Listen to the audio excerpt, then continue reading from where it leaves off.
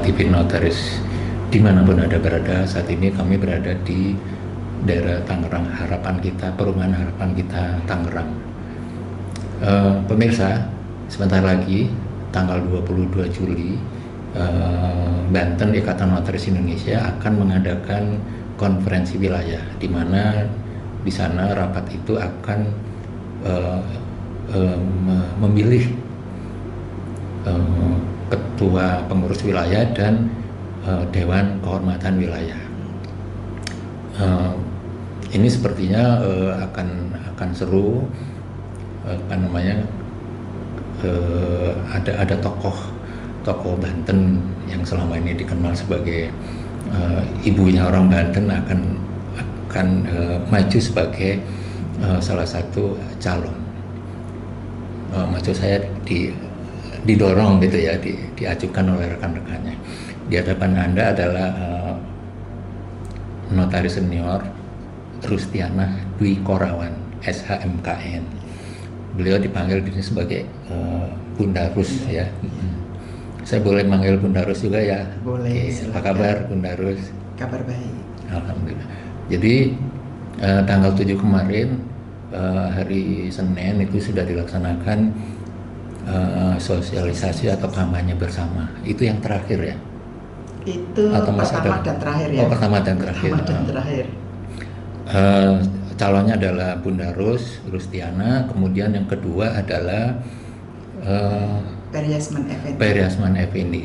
Dan dua-duanya nih kayaknya dengan Bunda Rus juga cukup dekat ya. Dekat. Jadi ini makanya saya bilang seru nih. Sama-sama dikenal, sama-sama dekat. Gimana perasaan Bunda Rus ini dicalonkan kembali ya, karena kemarin sudah satu periode memimpin Pengwil Banten. Iya. Kalau ditanya bagaimana perasaannya, menurut saya itu biasa-biasa saja. Cuman saya kan berprinsip begini ya. Banyak yang mungkin orang berpikir, ngapain sih nyalon lagi? Kan mungkin gitu. Udah senior, udah tua maksudnya ya, udah tua. Mungkin lebih baik di rumah atau di kantor atau dengan cucu atau dengan keluarga. Tapi saya berprinsip begini, hidup cuma sekali ya. Jadi saya ingin kehidupan saya ini berarti bagi banyak orang gitu. Jadi saya maju bukan karena mengejar jabatan ya, tapi ya itu prinsip saya, ingin bermanfaat bagi banyak orang gitu. Ya, ini itu sudah terbukti kemarin ya, waktu satu periode kemarin jadi ketua Pengwil. Bisa ceritakan kemarin yang sudah dilakukan pada saat 3 tahun ke belakang? Kalau periode 19 periode 22 ya, saya akui bahwa memimpin Banten itu harus dengan hati, tapi saya akui dan saya menyadari saya tidak bisa membuat semua anggota itu puas. Pasti ada yang mau begini, ada yang mau begitu. Beda-beda ya. Beda-beda. Tapi kita itu kan di sini sebagai orang tua, sebagai pemimpin, berpikir tidak asal maunya ini, tidak asal maunya ini. Kita berpikir, nah kemungkinan ini ya, kata dia apa yang saya ini tidak tepat, tidak benar, kata dia gitu. Sebelah sini tidak tepat juga. Nah, makanya dalam hal seperti itu harus hati-hati mengambil sikap, mengambil tindakan ya. Kalau memang asal ikut-ikutan, akhirnya kan tidak punya prinsip gitu.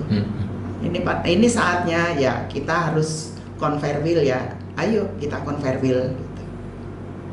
Oke. Jadi pengalaman satu periode kemarin ini sebenarnya nanti saya sampaikan di LPJ ya, tapi ya saya ini aja global. Semua bidang-bidang itu pada saat saya dilantik oleh PP pada saat itu langsung COVID. September, tapi itu sudah mendengar di di Wuhan ya, di Cina itu, di kota Wuhan itu sudah ada COVID. Ternyata masuk ke sini kan 2020 bulan Maret kalau nggak salah. Februari Maret ya. Ya itu. Tapi pada saat dari saya dilantik sampai ke COVID masuk Indonesia itu masih lancar melaksanakan kegiatan usaha. Nah, kegiatan ini organisasi kemudian ada COVID, kami tetap melaksanakan karena itu tuntutan. Asal menjalankannya itu dengan sangat mematuhi protokol kesehatan pada saat itu. Yang paling mendesak itu pelayanan secara administratif itu tidak ngaruh, bisa kita laksanakan, surat menyurat begitu. Kemudian seminar ini akhirnya menjadi webinar ya. Waktu itu ya nggak apa-apa, tapi itu terus jalan terus itu. Kemudian magang bersama itu dalam 1 tahun kan Februari, Mei, Agustus, November. Setahun itu ada 4 periode. Nah ini Banten itu tidak pernah absen karena emang ini tuntutan dari adik-adik anggota luar biasa yang sudah lulus MKN, sudah mendaftar sebagai ALP. Tuh kita harus jembatani di sini gitu. Kita harus fasilitasi. Akhirnya ya sudah kita melaksanakan dengan cara kita lah gimana gitu. Alhamdulillah ya, itu semua berhasil. Bahkan sampai ujian kode etik kita pas waktu itu termasuk Banten itu dipercaya oleh pengurus pusat karena ujian kode etik itu kewenangan pengurus pusat, bisa ditunjuk pengurus wilayah untuk sebagai pelaksana gitu. Oke. Nah sekarang Bunda Rus kan sudah diberikan amanah untuk jabatan mendatang ini dicalonkan ya. Apa yang akan dilakukan? Istilahnya kalau dalam kampanye itu misinya, visinya seperti apa? Iya. Kalau saya gini, kalau visi saya kan kemarin ya udah denger kan, menjadikan Pemwil Banten sebagai rumah yang nyaman bagi anggota dan Pemwil yang mampu memberikan kebermanfaatan bagi seluruh anggota tanpa terkecuali gitu. Walaupun saya menyadari dengan adanya, mungkin saya nggak perlu ini ya, saya nggak mau memojokkan dari salah satu selintas saja. Itu ada anggota yang berteriak, anggota merasa ini semua tidak adil. Saya tidak bisa berbuat apa-apa karena ini pemerintah langsung dengan PP gitu. PP langsung membentuk seperti petugas-petugas gitu untuk ke wilayah-wilayah. Di sini agak anggota merasa ketidakadilan, tapi di sini saya juga akhirnya ada ini kan surat edaran dari Dirjen ya. Nah itu ditanggapi oleh Kanwil, langsung kerja keras dan saya waktu itu sebagai PLT ditunjuk untuk ini untuk menjalankan itu. Saya minta kepada rekan Elisda ini untuk terjun berdasarkan perintah dari Kanwil. Nah kebetulan aja ini sebenarnya tidak ada maksud dan tujuan tertentu ya. Kebetulan maksud PP baik itu. PP ada program pemerintah yang tentang Koperasi Merah Putih ya, cepat dilaksanakan gitu. Memang sulit mengatur anggota seluruh Indonesia harus bagaimana. Nah, saya tetap apresiasi PP ya, terus langsung ke wilayah. Ternyata surat edaran itu menurut saya telat gitu loh. Ini sudah bekerja di kecamatan, desa gitu. Surat edaran baru ada. Kemudian walaupun telat, tapi kerja keras Kanwil Hukum bersama-sama dengan pengurus Pemwil. Nah, setidaknya ada Kabupaten Serang bisa dibagi para notaris. Terus Pandeglang bisa, Lebak bisa. Nah, Tangerang Raya kebetulan mereka sudah jauh melangkah, jadi sulit mau membagi. Bukan berarti tidak mau membagi, tapi saya saya pandang itu memang sudah berjalan jauh gitu. Jadi mohon kepada rekan-rekan anggota ya dimaklumin lah, rezeki dari mana aja kok iya, ya. iya, itu program dari pemerintah harus diamankan, terus Iya. kemudian di lapangan sulit, Betul. ya kan? Iya, dengan segitu banyak notaris mau sulit kan? Iya. Keadilan yang seperti apa gitu Akhirnya loh. ada yang goreng. Iya. Iya. Jadi ke depan jadi visinya Ibu seperti apa? Visi saya enggak muluk-muluk. Visi saya itu Nyaman, saya nyaman gini. gitu ya. Nah, iya, tapi dengan visi tersebut saya akan melaksanakan dengan misi-misi saya itu saya hayati yang dibutuhkan anggota apa sih gitu. Pelayanan administratif itu harus cepat, tidak bertele-tele, tidak nunggu tanda tangan lama gitu kan, dan tidak bayar itu. Rekomendasi perpanjangan masa jabatan, pindah tempat kedudukan, dan rekomendasi yang lainnya itu penting. Jadi, dan harus saya perhatikan betul itu. Jadi tidak birokratis ya. Jadi enggak. Saya makanya gini Pak, makanya banyak yang kenapa ada sekretariat tidak ke sekretariat. Saya bertanya kepada anggota, mau menyerahkan dokumen di mana? Bunda jauh ke sana, aku ke kantor Bunda boleh ya, silahkan. Ya saya mengikuti mana yang enak buat anggota. Gitu. Iya. Kemudian selain memberikan pelayanan administratif, ini penting juga buat anggota di Banten khususnya ya, mengenai kualitas anggota ya. Jadi kan sering di Banten, makanya sering seminar, sering diskusi-diskusi, pelatihan-pelatihan gitu. Ini maksud saya juga biar anggota itu lebih berkualitas, lebih luas wawasan dan kemampuannya, kemudian sehingga dalam menjalankan tugas jabatan itu akan mendapatkan kepercayaan penuh dari masyarakat. Itu beda loh. Masyarakat akan menilai notaris yang berkualitas atau notaris yang ragu-ragu, misalkan kan masih ada yang ragu-ragu kalau ada yang bertanya gitu ya. Masyarakat itu merasa ini kalau kitanya wawasan kita luas, mereka yakin, mereka nyaman, mereka percaya yang akan menggunakan jasa kita. Dan kalau kita itu tahu aturan-aturan sehingga dapat meminimalisir permasalahan hukum yang akan dialami dalam menjalankan tugas jabatan sehingga marwah jabatan tetap terjaga. Karena itu semua udah diatur. Yang tadi tuh ya rekomendasi itu peraturan Perkum nomor 5 itu udah ada teknisnya seperti apa gitu. Kemudian yang kualitas anggota ini juga perintah undang-undang itu pasal 82 ayat 3 itu ada di situ.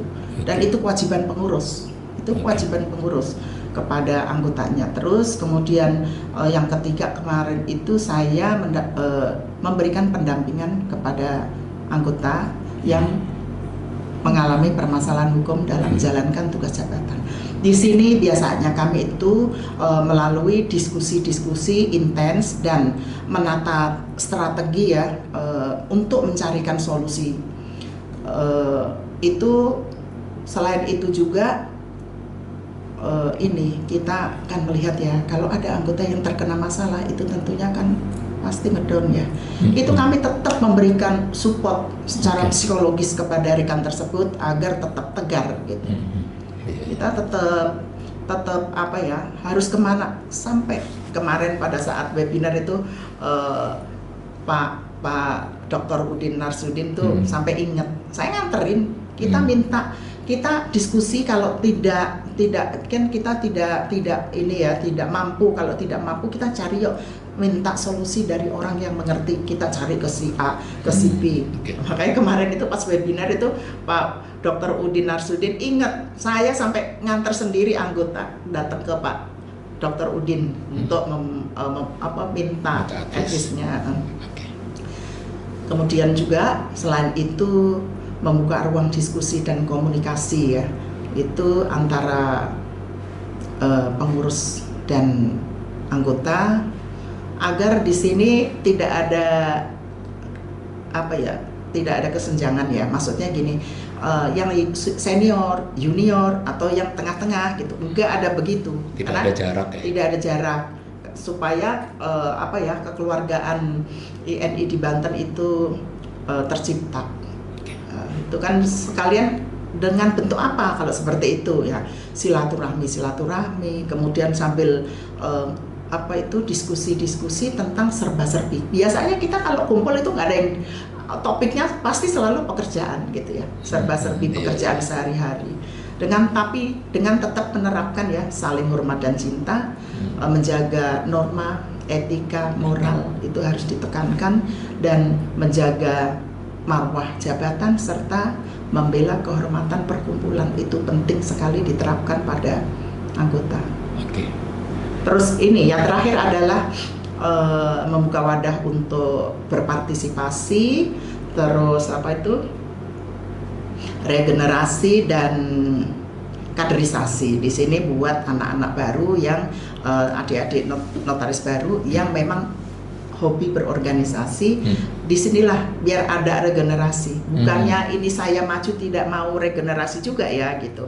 Kalau makanya gini, saya selalu berpesan, pilihlah sesuai hati nurani. Saya tidak akan memaksakan pilih nomor 2, enggak, sesuai hati nurani. Kalau saya kalah, itu yang terbaik buat saya dan buat anggota.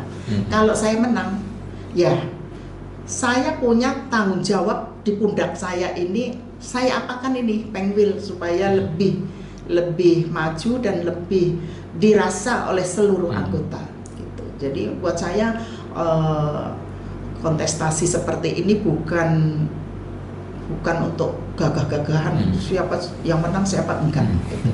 Kita justru menang itu tanggung jawab udah ada di pundak kita gitu. Langsung dapat tanggung jawab ya. Iya. Seperti kita ketahui di banyak daerah di seluruh Indonesia itu ada saja notaris yang dilaporkan oleh masyarakat atau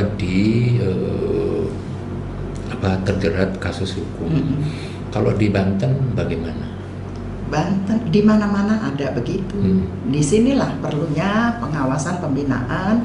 Di sini perlunya kerjasama antara pengurus baik di Pengda, Pengwil dengan dewan Kehormatan. Bukan dewan kehormatan, majelis kehormatan. Majelis kehormatan di daerah dan majelis kehormatan wilayah.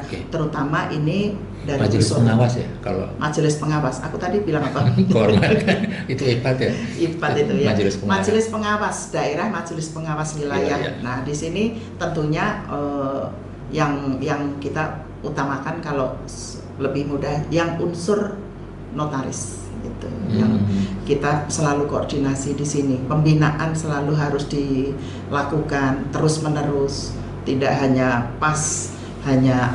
tidak hanya pemeriksaan itu meriksa buku aja gitu. Memang kalau buku menurut saya teman-teman semua sudah mengerti semua, sudah hafal. Ini tentang menjalankan tugas jabatan memang harus ini.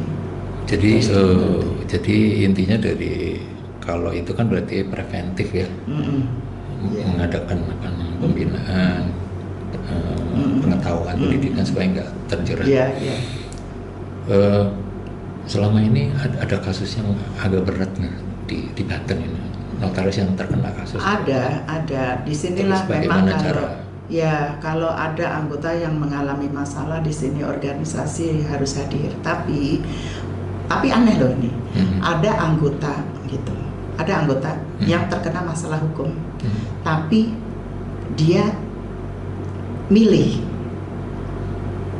Dia datang ke saya tidak mau banyak yang tahu. Ya saya maklumin, karena saya juga tetap mensupport secara psikologis teman yang kena. Saya kasih pengertian juga, apakah dia itu salah atau benar dalam melaksanakan tugas jabatan gitu.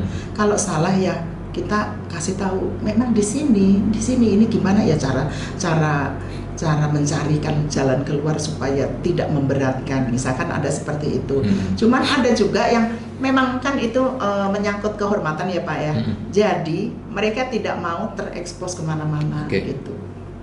Banyak yang kayak gitu. Jadi caranya saya dengan tim itu pun dengan persetujuan yang bersangkutan gitu.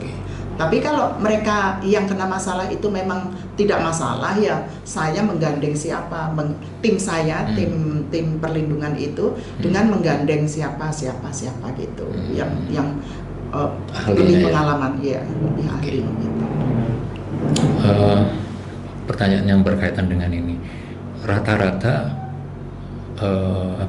anggota yang terkena kasus atau yang dilaporkan itu permasalahannya apa? Karena dia nggak paham atau dia memang punya niat atau apa? Ya, nih ya, betul.